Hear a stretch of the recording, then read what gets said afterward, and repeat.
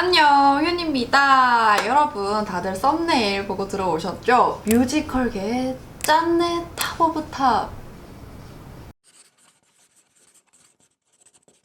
저를 그동안 정말 많이 울렸던, 정말 짠내 나는, 맴짓은 그런 캐릭터들을 다 모아봤습니다. 제가 봤었던 공연들 위주로 했고 영상으로도 보여드려야 하니까 제가 영상으로 보여드릴 수 없는 캐릭터들은 못 가지고 왔어요. 작품에 스포가 있을 수도 있고 제가 소개하는 캐릭터의 관점으로 말씀드릴 거니까 이 점 참고해주세요. 고고! 5위!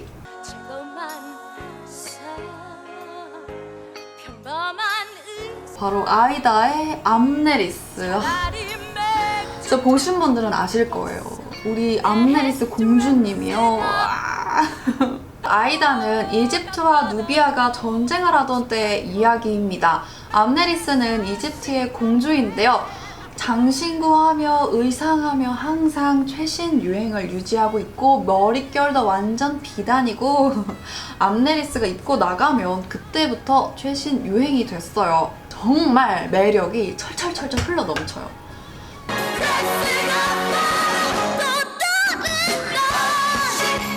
근데 암네리스에게는 무려 9년째 약혼 중인 또 암네리스가 사랑하기도 하는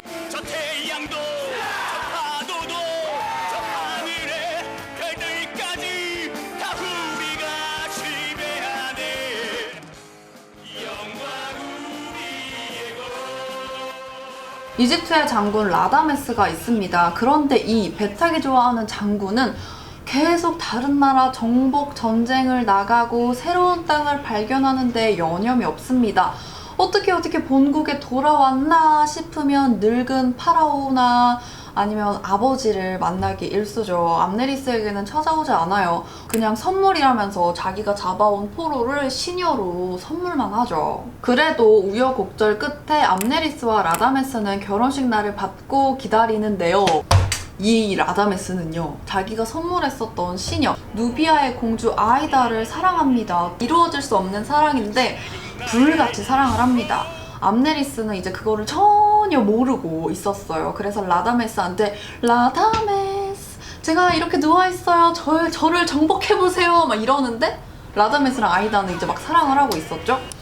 근데 진짜 어떤 운명의 장난인지 하필이면 또 암네리스가 이 두 사람의 사랑을 알게 되는 장면이 차라리 저는 두 사람이 같이 꽁냥거리는 장면을 봤으면 덜 아팠을 것 같아요. 근데 오히려 둘이 진짜 누가 봐도 미친 사랑을 하면서 우리는 그래도 헤어져야 돼.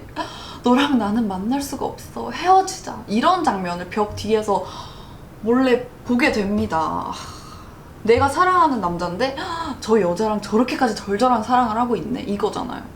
근데 또 암네리스랑 아이다는 되게 사이도 좋았거든요. 암네리스가 넌 내 친구야 하면서 막 부탁도 하고. 진짜 라다메스 나쁜 놈이에요? 아무튼 원수를 사랑한 아이다와 라다메스는 반역죄로 사막에 묻힐 매장당할 위기에 처합니다. 설상가상으로 이때 아이다는 암네리스에게 라다메스만은 살려달라고 너 그 사람 사랑하잖아 이렇게 이야기를 합니다. 진짜 때린데 또 때리고 또 때리고 또 때리고. 암네리스가 짠내나는 이유는 오히려 그녀는 더 성장합니다. 극 초반에는 어떻게 보면 철이 없는 공주로 보여요. 그런데 이렇게 자기가 사랑했었던 사람들이 다 한 번에 없어질 이 세상에서 사라질 위기에 처하는데 이제 본인이 이집트를 이끌어야 하니까 그때부터 정말 엄청 성장을 합니다. 그리고 또 그 마음을 붙잡고 이 두 사람에게 선고를 내리게 되는데요. 정말 엄청난 자비를 베풉니다. 두 사람을 같은 곳에 같이 묻게 해라 라는 거였죠. 그리고 그 이후에 암네리스는 이 연인들의 사랑을 지켜보면서 그거를 별로 삼아서 나침반으로 삼아서 전쟁도 끝내고 지혜롭게 나라를 통치했을 것 같아요. 4위! 제가 뮤지컬을 보면서 처음으로 펑펑 울고 왔었던 작품이 바로 이 서편제 그리고 서편제에 있는 송화 때문이었어요. 서편제는 영화도 있고 소설도 있어요. 그래서 많은 분들이 이야기를 아실 것 같기도 하고 아버지 때문에 눈이 먼 소리꾼 송아라고도 알고 계실 것 같은데 송아에게는 아버지와 남동생이 있습니다. 어머니는 전에 돌아가셨고 그런데 아버지 유봉의 직업은 소리꾼이에요. 본인이 못다 이룬 꿈을 자식들이 이루어주기를 바랍니다. 그래서 전국 방방곡곡 돌아다니면서 소리를 가르치고 너는 하늘 품어야 돼 그러면서 소리 공부를 시킵니다. 그런데 동생은 이걸 견디지 못해서이기도 하고 나도 내가 하고 싶은 소리가 있다고! 자신이 원하는, 자신이 추구하는 음악을 하기 위해서 집을 나가요. 그렇지만 송아는 계속해서 아버지 곁에 머뭅니다. 근데 이 아버지는 도대체 여러분 소리에서 한이 얼마나 중요한 거예요? 한을 가져야 된다면서 송아가 자는데 눈에 그 뮤지컬에서는 이렇게 표현이 됐어요. 눈에 띠 같은 걸 두릅니다. 아마 거기에 뭐 송진가루나 그런 게 묻어 있겠죠? 그래서 송아는 눈을 뜨는데 막 울부짖고 소리 지르고 난리가 나죠. 아무튼 그렇게 송아는 이제 진짜로 한을 품고 노래를 하게 되죠. 근데 아버지는 또 돌아가시고 제가 좀 더 스포를 해드리자면 작품의 후반부로 가면 동생이 송아를 찾아옵니다. 송아는 앞이 안 보이잖아요. 그러면서 동생이 송아한테 한번 놀아볼까 하면서 같이 신청가로 부르는데 둘이 아는 것 같아요. 알아. 어떻게 누나가 동생을 모르겠어요. 아무리 앞이 안 보인다고 하더라도.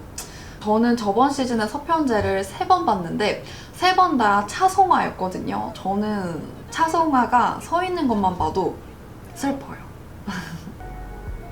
자, 여러분 3위는 알 수 없는 말 다마!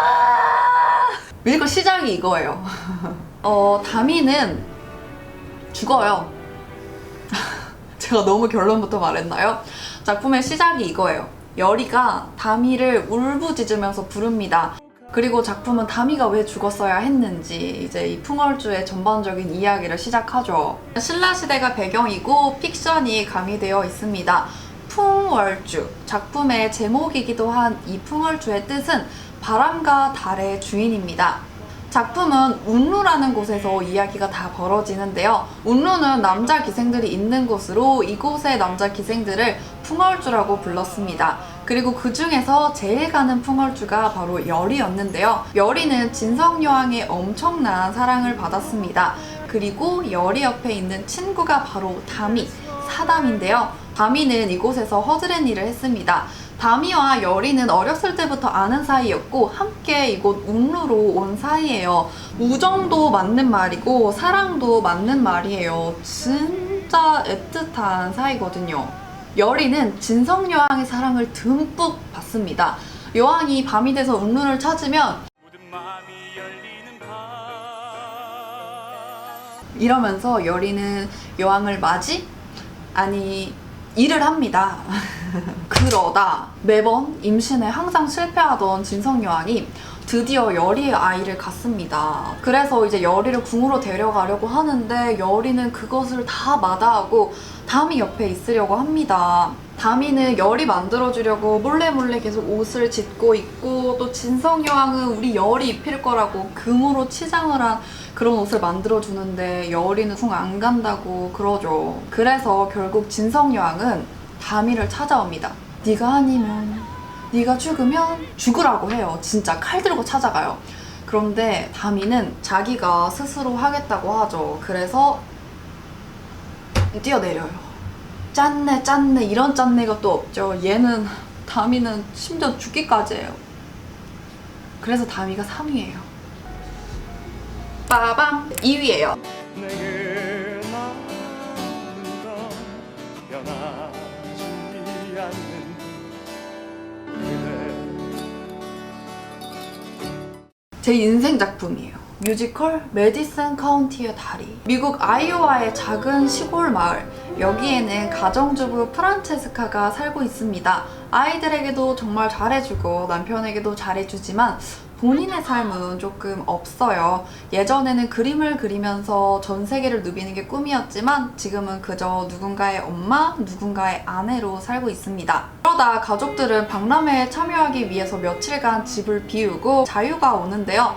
그런데 이 한적하고 조용한 마을에 새로운 사람이 찾아옵니다. 바로 로버트 킹캐디였는데요. 그의 직업은 사진작가였어요. 로즈먼다리를 찍기 위해서 왔는데요. 우연히 프란체스카를 만나서 길을 물어보다가 두 사람은 가까워지게 됩니다.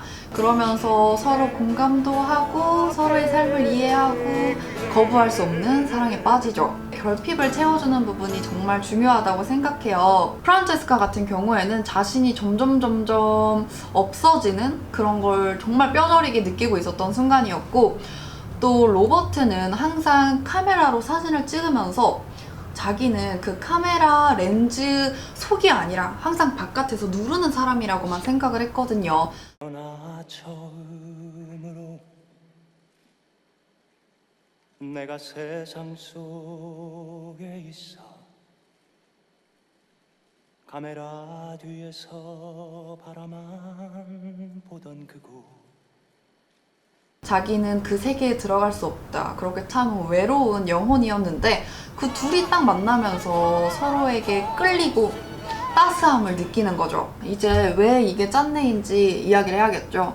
두 사람은 헤어집니다. 같이 떠나자고도 했었지만 결국 서로의 길을 갑니다. 프란체스카는 아이들도 이곳의 삶도 사랑했고 떠날 수가 없었거든요. 그렇게 두 사람은 함께 했었던 4일, 그 4일 빼고는 다시는 만난 적도 소식을 전한 적도 없습니다. 그렇게 두 사람은 각자의 삶에서 할아버지, 할머니가 되는데요. 여러분, 물론 짝사랑도 진짜 슬프지만 이렇게 둘이 너무 사랑하고 서로의 전부인 걸 아는데 헤어져야 되는 상황도 진짜 너무 슬픈 것 같아요. 누군가는 이 작품을 보고 그거 불륜이잖아 라고만 말을 할 수도 있지만 저는 이 작품이요, 전하고자 하는 건 그게 다가 아니라고 생각해요. 두 사람이 같이 감정을 공유하고 사랑하게 되는 그 과정을 본다면 그렇게 그냥 단칼에 말할 수는 없을 것 같습니다. 물론 공연은 보는 사람의 견해에 따라서 정말 천차만별로 볼 수도 있겠지만 정말 섬세한 작품이라고 생각을 했어요. 두 사람이 사랑하고 헤어지고 이 마음을 어떻게 품고 가는지, 또 서로를 잊는 동안은 어떻게 지내는지, 이런 감정들을 진짜 섬세하게 표현한 작품입니다. 떨어져 있어도 최선을 다해서 사랑하는 모습이 진짜 로버트가 짠내 나는 이유예요. 자, 그렇다면 대망의 1위! 프랑켄슈타인의 괴물입니다. 빅터 프랑켄슈타인은 신의 영역인 생명 창조에 도전을 합니다.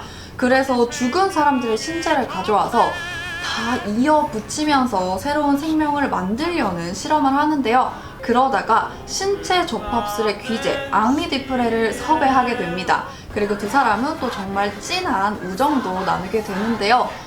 그러다 실험에 필요한 재료 머리를 구하다가 그만 누명을 뒤집어 씁니다. 그런데 앙리는 이때 빅터에게 말을 하죠. 함께 꿈꿀 수 있다면 죽는데도 괜찮아 행복해.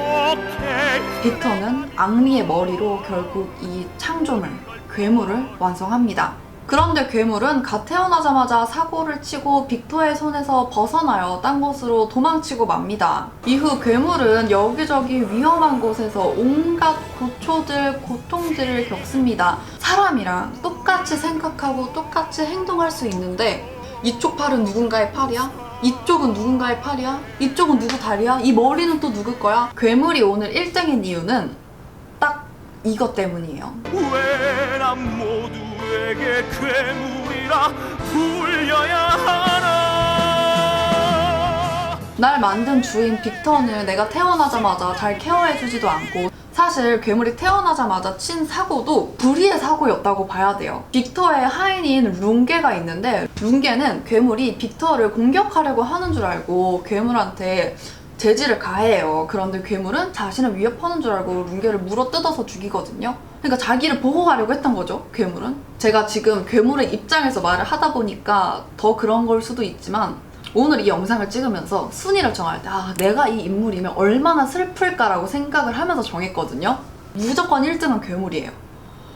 저는 그거 상상도 안 돼요. 이건 누구? 이건 누구? 자, 여러분 이렇게 오늘은 뮤지컬계의 짠내 탑 오브 탑을 알아봤는데요.